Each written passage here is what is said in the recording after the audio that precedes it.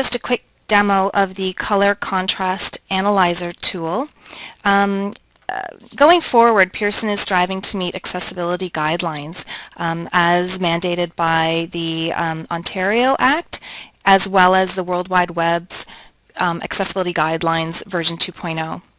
And one of those guidelines is color contrast, which states that the visual presentation of text and images of text should have a contrast ratio of at least 4.5 to 1, except in the case of large text. Large scale text is defined as 18 points or bigger, or 14 point bold and bigger, and those need a contrast ratio of at least 3 to 1. Now the nice thing about this tool, which I'm going to open right now, is that it will instantly tell you whether something passes or fails, and we are striving for AA. So those ratios that I just mentioned correlate with the AA standard. So we don't need to worry about the AAA standard. We just have to make sure that the AA passes.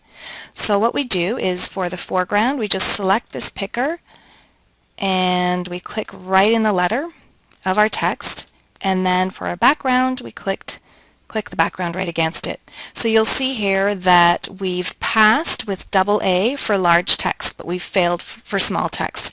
Now I'm fairly certain that this font size is probably 18 point or bigger, and if not, it's got to be at least 14 point bold or bigger. In which case, if it is, then we are good to go because we've got a pass of AA. If this red had been used for smaller text against the yellow background, then it would have failed. So now we'll just go and check the other font, and you'll notice that we've got a pass across the board, which is great. And obviously black is the color that of choice for color contrast. I just wanted to point out too that I see there's some running feet in this document, and it's pretty tiny. I think if it can be changed to be AA compliant, that would be great.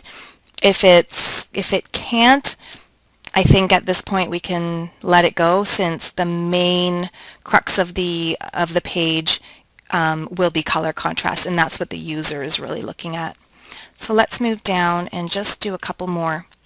We'll do the sign of the cross, because typically oranges and yellows don't provide good color contrast. So you'll see here it's failed all around. I believe this is probably a large size text, in which case we want to make sure that we get a pass there. So this will need to be darkened against the white. And then in terms of the text, I'll check this H from Holy Spirit, since it's against the background of the little boy's arm as opposed to his darker shirt. And here we are, we're good. We've passed for small and for large, so that's great. The last thing I wanted to show was an image. When we're checking color contrast, we're really checking for text, things that can be read.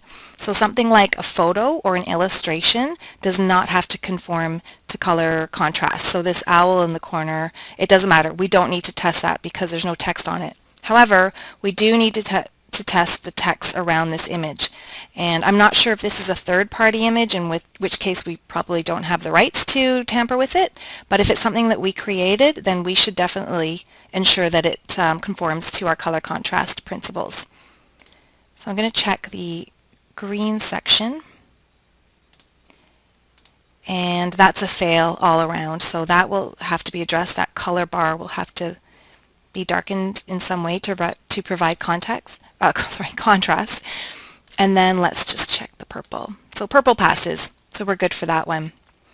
Anyways, that is how you use the tool. It's a really easy tool. It shows you your pass and your levels. Again, we're striving for AA compliance, and it also gives you the actual contrast to use.